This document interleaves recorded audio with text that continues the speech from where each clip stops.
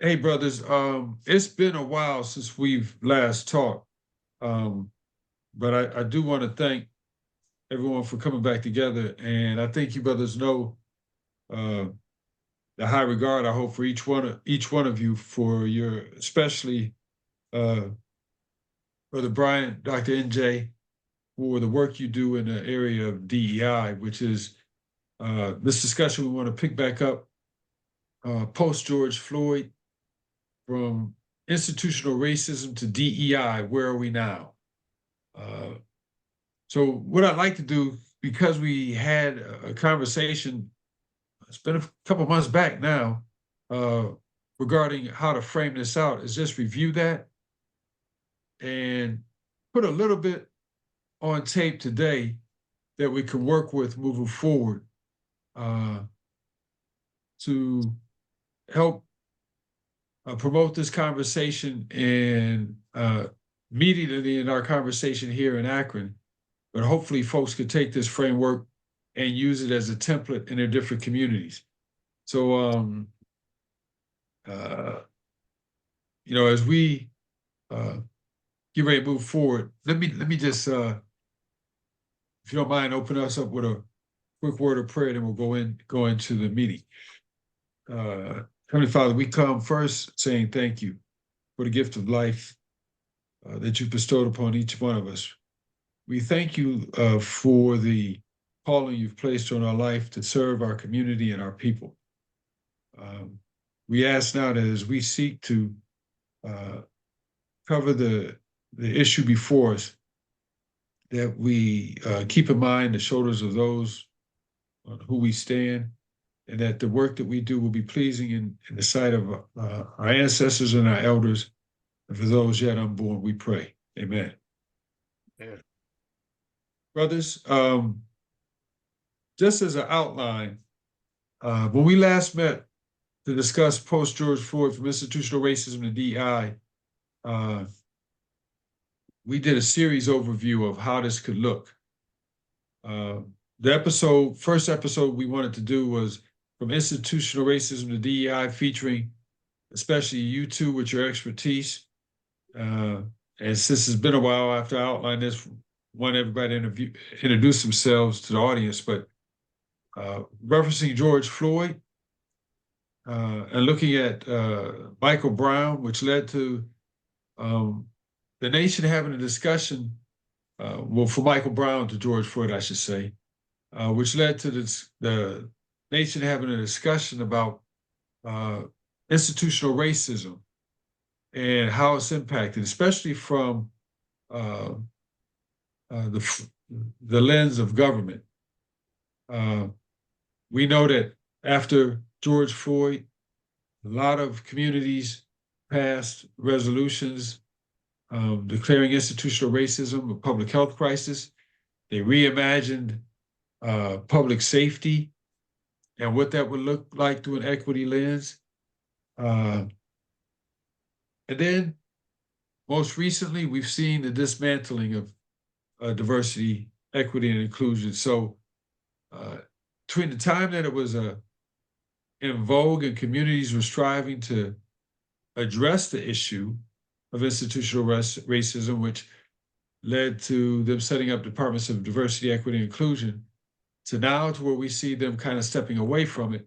We want to look at uh, what, if anything, has been achieved. And so with that, I'm going to step back and ask brothers to introduce themselves. We'll start with you, Brother Bryant, then Dr. Akbar, and then yourself, Brother Darren, and then we'll pick back up on the conversation. All right. Thank you, Brother Russell. My name is Bryant K. Smith. I am the president and CEO of Smith Consulting and Networking, a comprehensive consulting and training firm based out of Clemson, South Carolina.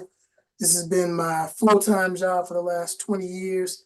I'm also the author of 9 published books, 4 on male development, 2 on diversity and inclusion, and then 2 on leadership. So that's what I am. That's what I bring to this. I've been doing this DEI work literally all of my professional career, which spans more than 30 years.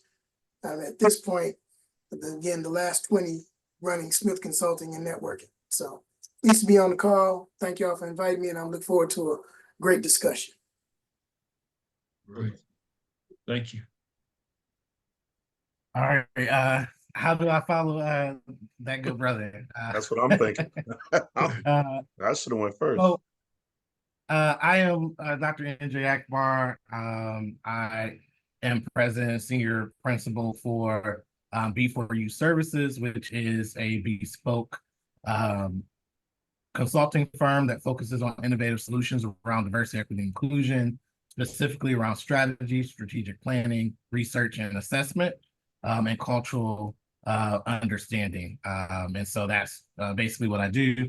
I have 18 years of experience working in both higher education, K through 12, on president of a school board, as well as nonprofit. And so I've been doing consulting full time since November. So I'm hitting my 1-year anniversary. So Congratulations. All right. Again, I can't come behind this, so I'm just Darren Wright, and I'm leaving right there. Well, hey, the more than that, producer, brother. More than that. the one who works the background and puts it together for Bring the Noise and this podcast series. Thank you. Media Rumble. Yes. In all seriousness, Darren Wright, Upscale Management Group, Upscale Media Group, Upscale Entertainment Group. We produce podcasts, videos, we do promotions, we work with music events, we do concerts, those type of things. And we also are very deeply rooted in the community. So our goal is to kind of bring education and awareness to individuals. We're excited to be a part of this series that we're coming on, because we know we're going to be able to bring some information and get some basically individual having some communications here. And that's what we're looking to do here. So with that, I'll pass it on to Brother Neil here. Okay. Thank you. Well, I guess I should introduce myself, because everybody here knows me, but we don't know where this is going to go. So Russ Neal, based out of Akron, Ohio. Brother Smith is out of Carolina. Brother Dr. Akbar is out of Akron. Brother Wright is out of Akron. I'm out of Akron. Served 14 years, my community, 14 years on city council. Thank you very much. Thank you. I was also blessed to serve on different steering committees, the advisory committee for the Ohio Municipal League on race, equity, and leadership. Served on National League of Cities, co-vice chair of their race, equity, and leadership council committee for a year. Also past president of National Black Caucus, local elected officials. And with that, was exposed to, from the government level, what communities were striving to do to address this issue and this topic that we're going to talk about today, which is post-George Floyd, from institutional racism to DEI, where are we now? So, brothers, again, thank you for being a part of this conversation. So I'm going to, hopefully I'll set the table properly.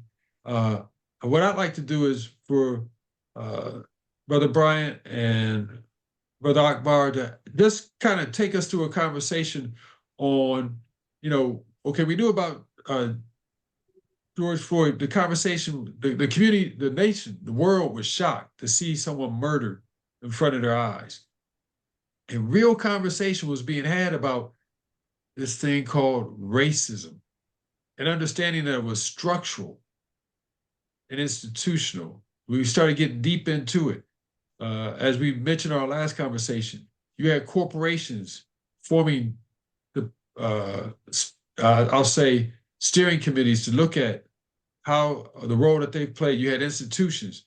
This led to the development of the highlighting of diversity, equity, and inclusion. You had the Catholic Church,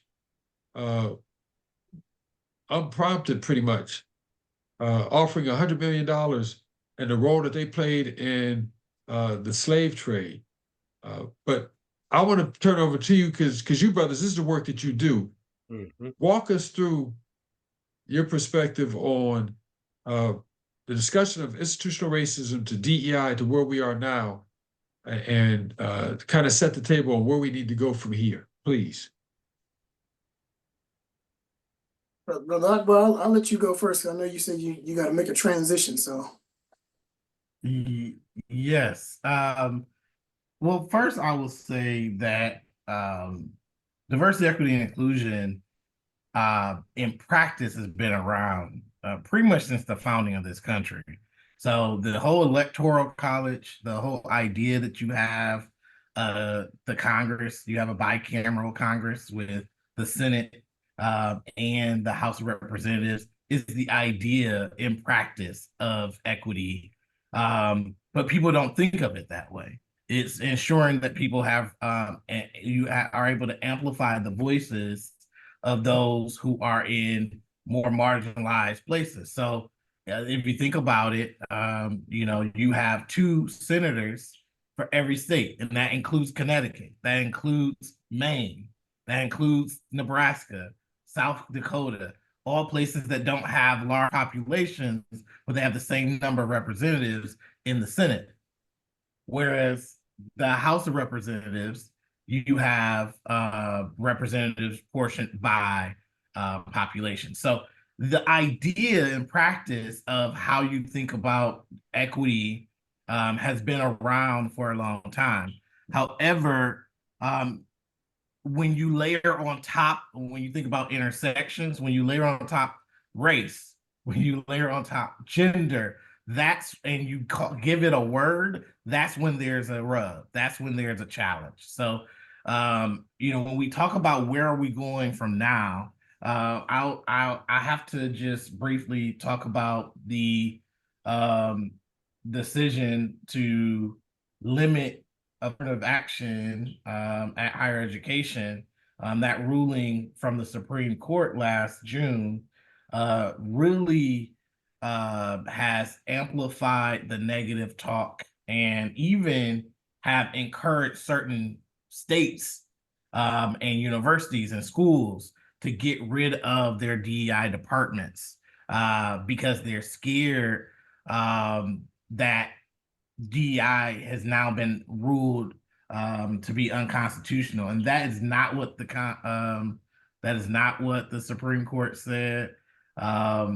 And it limited only to higher education admissions decisions, which is a very limited scope of how you can apply that. And so where is it going now? I think what I'm seeing is some districts and organizations and even municipalities are doing 2 things. They're either ramping up their support by hiring more people and actually giving them the authority to do the job, which has been part of the challenge. Is sometimes you hire a person, but you don't have them the authority to do the job. They're a low-level person. They're not reporting directly to the chief executive, and so they don't have any decision-making power or ability to truly audit another vice president or another executive work because they are a low-level staff. And so where is it going now is you're seeing a ramping up of more staff members, or on the complete opposite end, they're eliminating their internal infrastructure and going to external support. And there's challenges to that, as I'm sure you can imagine.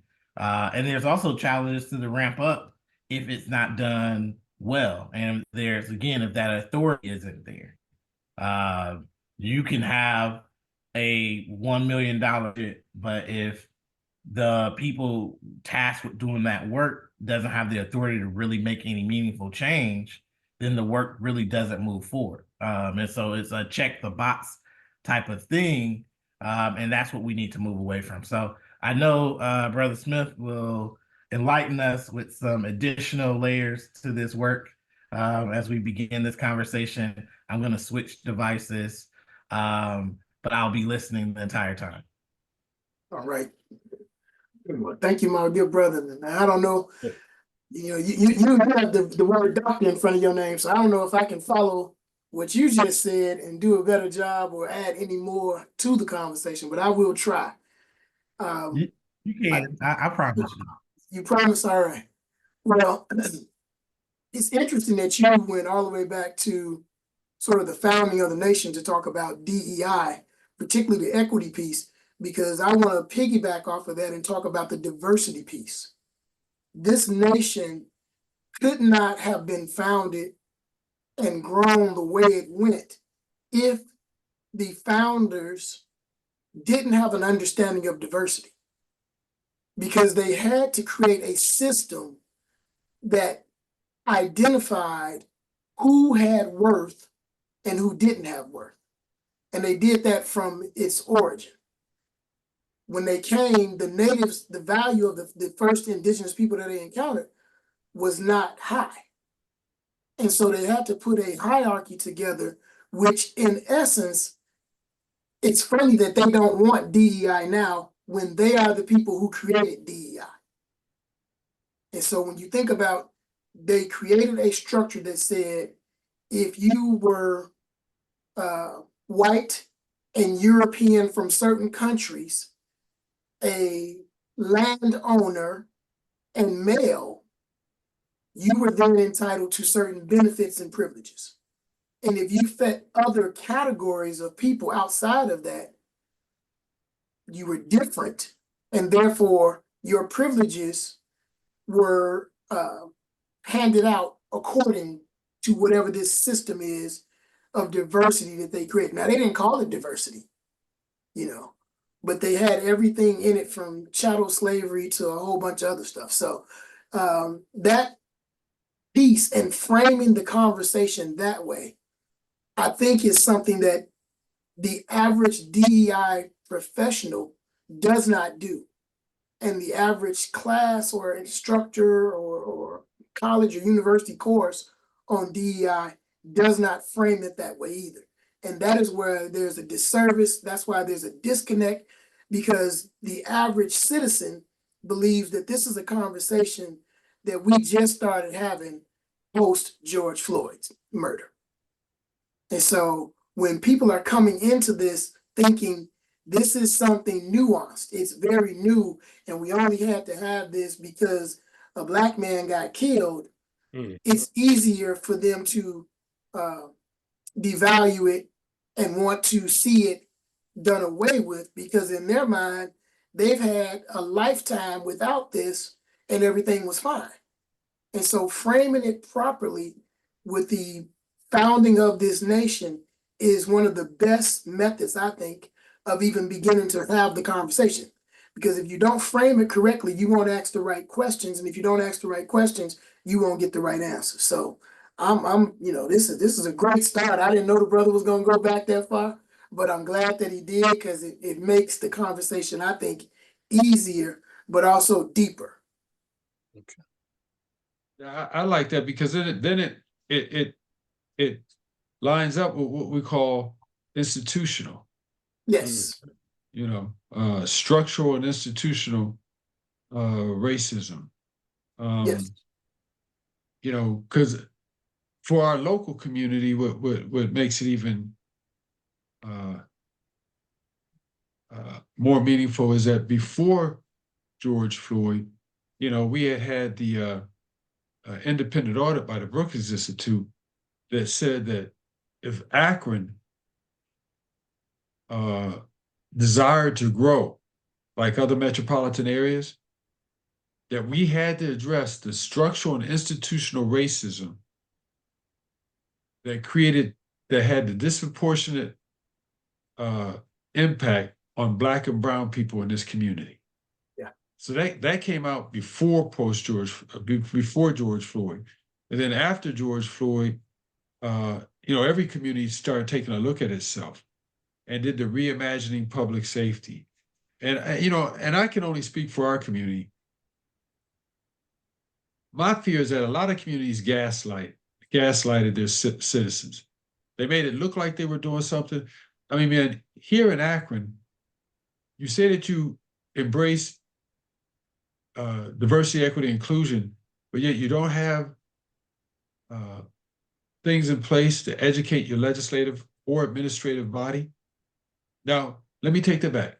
Those in the administration did take some coursework, but the legislative body here in Akron did not.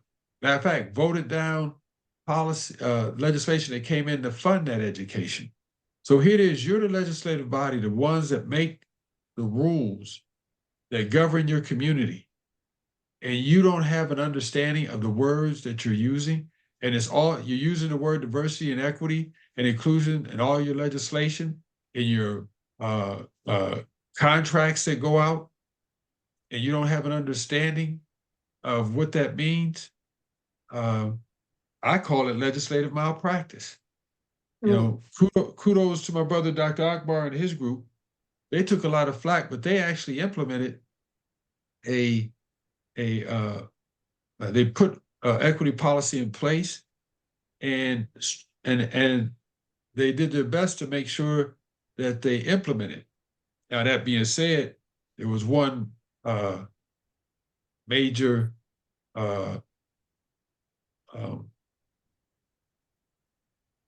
lapse. I'll say lapse where they failed to walk it all the way through. And this is when the rubber really hit the road, is when the last school decision had to be made on where the last school was going to be built in our community. And when you looked at the data said it needed to be built where the oldest school was, the school that was built back in the 1930s. Right. But that didn't happen.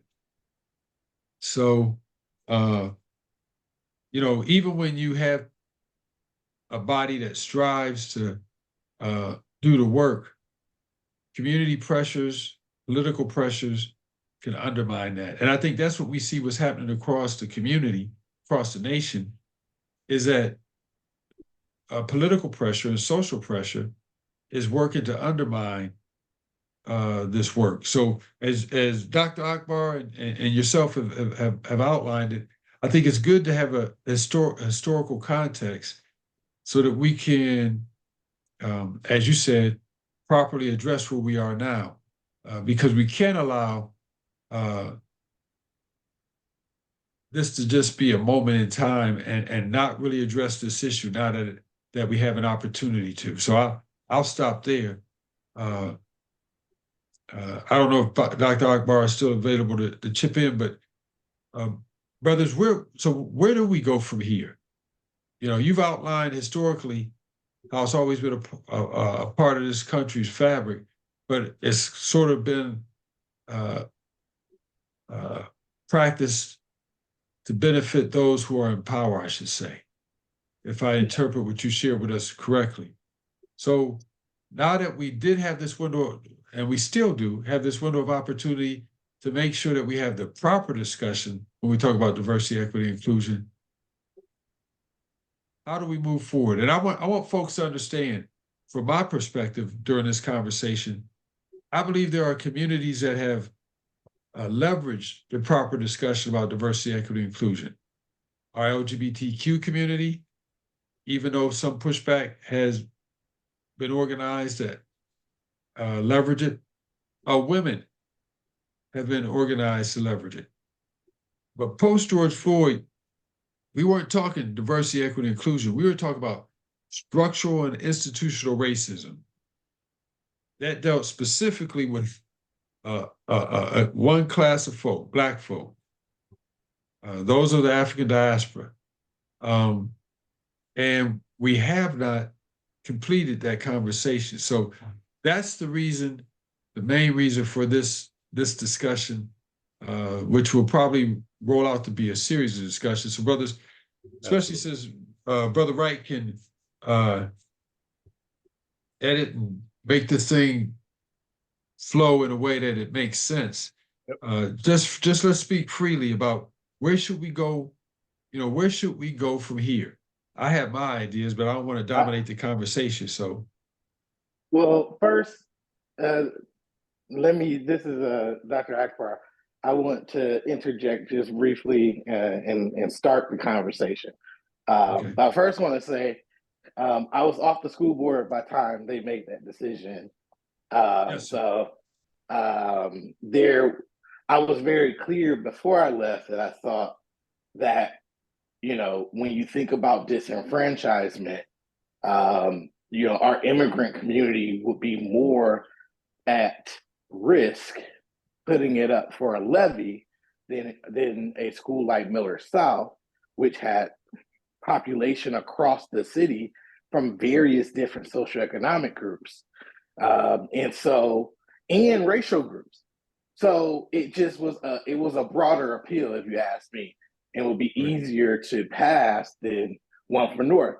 However, I will tell you, based off my conversation with people in the community, I don't think there seems to be a lot of positive response about the levy and passing and supporting our schools.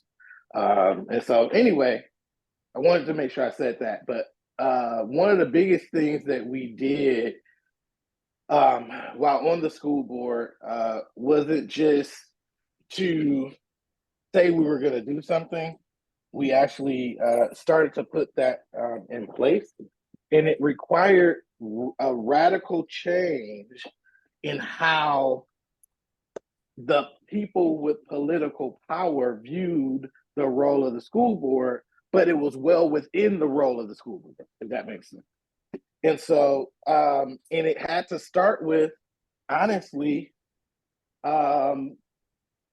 people who were in the pockets of individuals with the money and the donors and all of that, losing the election to those of us who were not supported by them.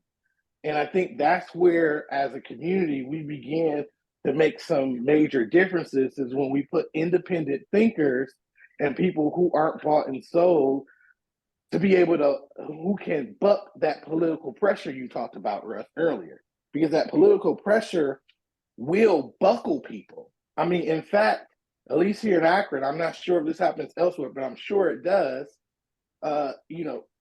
They go after your job. They go after your family. If you speak up against what they want.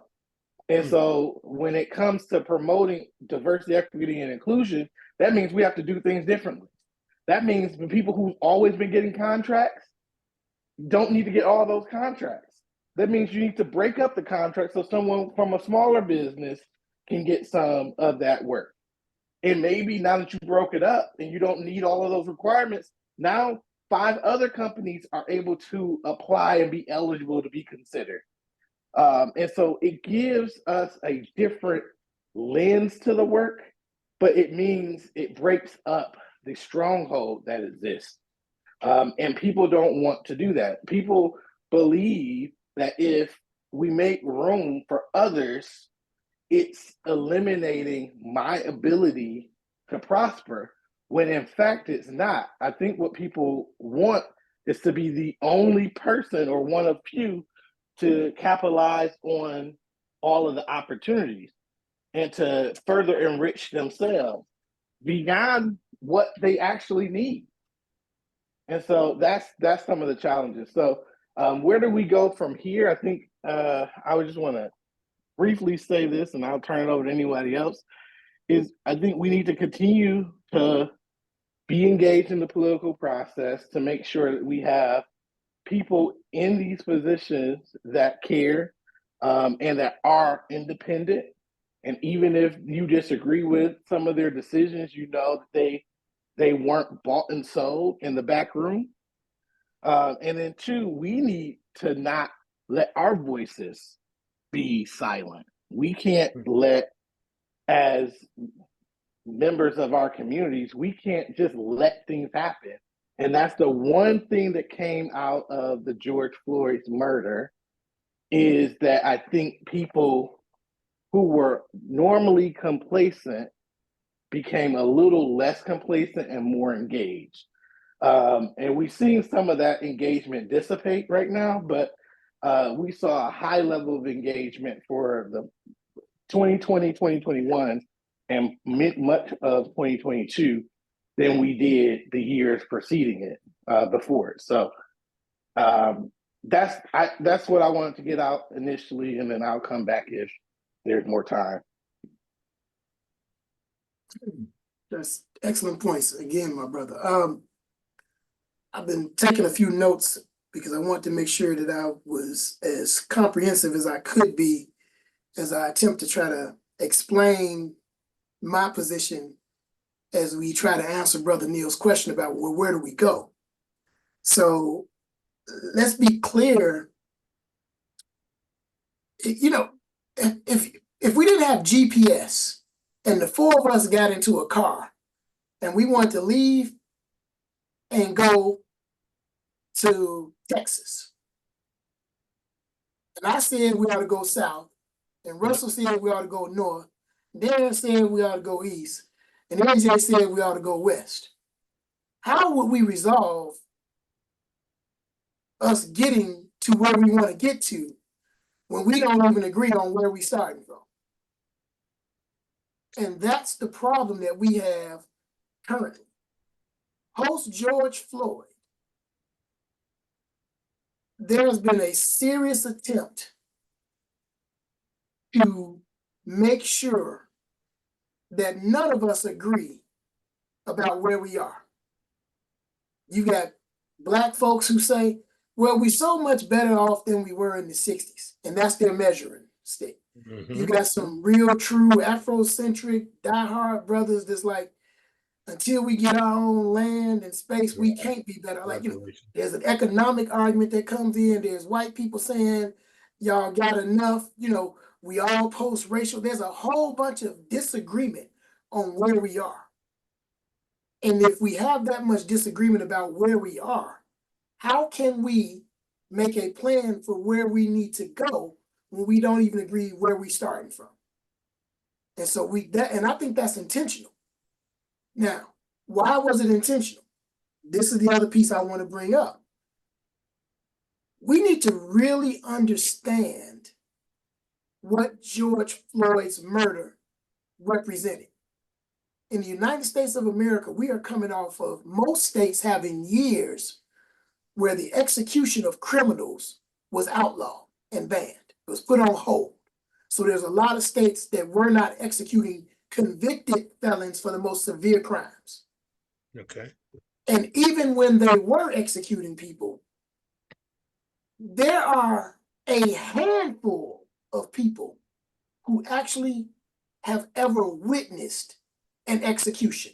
Where you sat in that gas chamber, or you sat there and watched them hang that person, you never saw someone murdered in front of you that was sanctioned or under the rule of authority and law.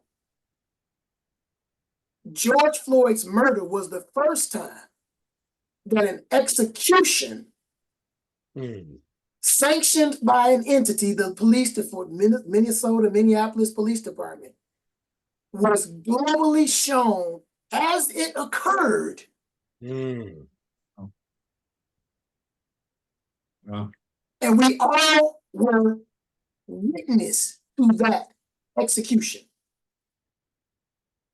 So the trauma alone has not even been attempted to be measured in that scope.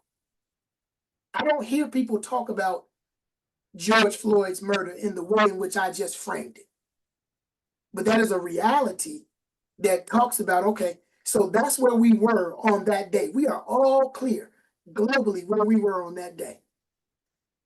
And now, just a short period of time later, we are unclear as to where we are in this discussion of, does structural racism exist?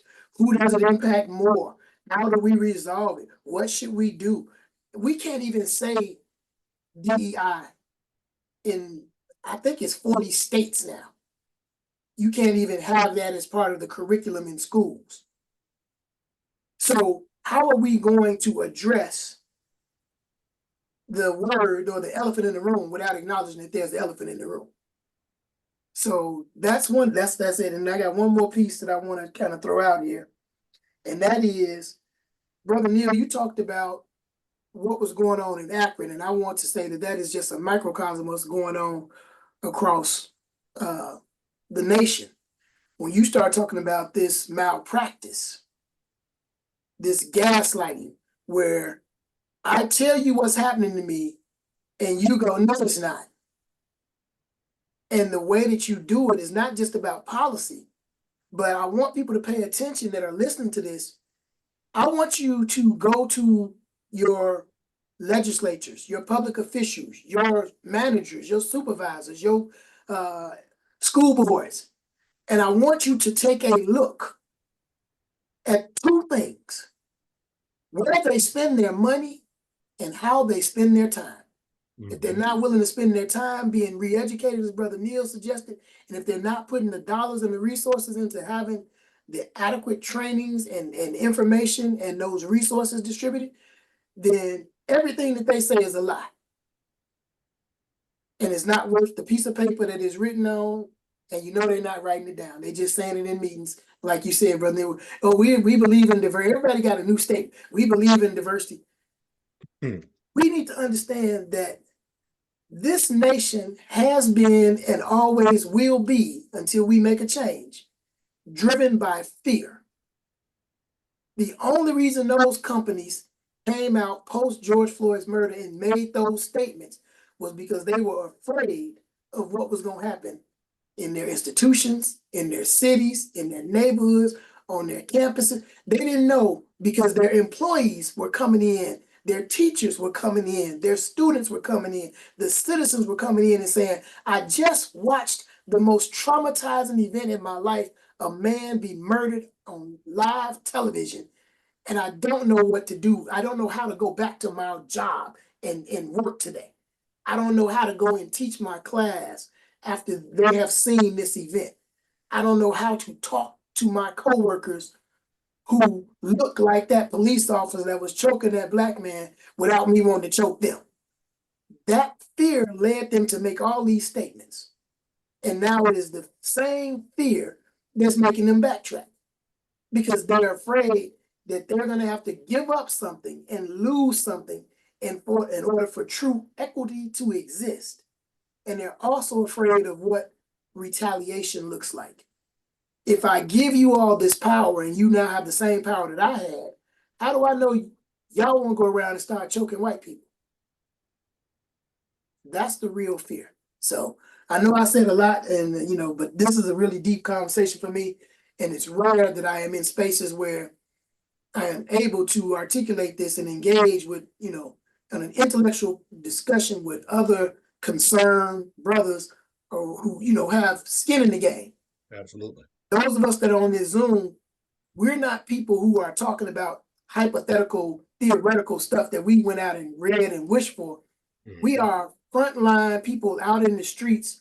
We're talking from our experience. We're not talking about what we imagine or what we read. We're talking about what we live and lived, have lived, and live every day. So I yield my time back to the moderator, Brother Neil.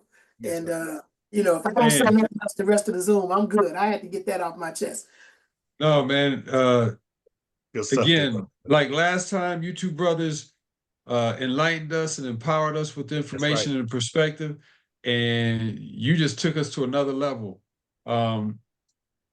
This is what I want to do, because in listening, like I said, Brother Wright's going to do his thing with this and put it in a format that we could push it out.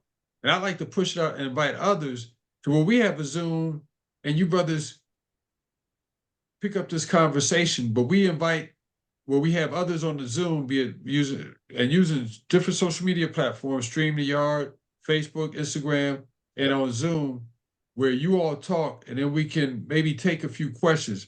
But you've outlined, but I want to push this out as an invite, letting people see this as an invite to join us in the next discussion. Because we had said we wanted to do this like a 4-part episode. Yeah. First part, you brothers have touched on it right here. The next part, we want to pick up where you spoke of defining DEI, the pros and cons of the term, the reasons it's not being accepted, and their pushback. And looking at some of the best practice documents that we've mentioned. And then we'll move to the third episode where we'll talk about how we do the audit of our cultural spaces. Yeah. This was highlighted by you brothers during this discussion. And we mentioned the history of the community spaces, the political, economic, and social impact from this historical perspective. The purpose of the cultural audit would be to identify and confirm the inequities, as well as reference institutional practices that have participated in establishing these inequities. Because our goal is to be able to we create this documentary to empower communities on how to pick up this mantle, continue it, and carry it across the finish line, so that, as you mentioned, when they go to these meetings, they see it in practice, they see it in policy, they see it in the budget. Yeah. They see those who are elected to serve their communities actually pushing this forward. Can I, Yes, sir. before we end, I want to make two additional points that Brother Bryant really illuminated for me, and I think it's important as we go into those other conversations to know. One of those things is that the work of diversity, equity, and inclusion cannot be solely, the responsibility of one person or one group. It cannot be scapegoated to be just their role, and it's somebody else's job. In order to do this right, every person has to say, how do I implement and make changes in my current practice, what I'm currently doing, what we've always done, to move this work forward so that people from different backgrounds can feel like they belong here, they can bring their full selves. They don't have to do code switching in order to survive. And that, if you acknowledge that that is the goal, then everyone, including myself, you listening, and all of us on this call, will have to make some type of commitment for change, or some type of commitment to acknowledge that there's some things I could be doing better, or constantly doing some auditing of my own practice and what I do. Because we've all been brought up into this system where we exclude people without even fully knowing we're excluding them, because we're not asking ourselves the critical questions we need to ask ourselves in order to move the needle, especially when you think about disability, for example. How are we asking questions around how do we make things more accessible? So, for example, when we put this video out, are we also putting the audio, we're putting the audio version, but are we going to put a text out with it so that people from different, ability levels can also have access to it?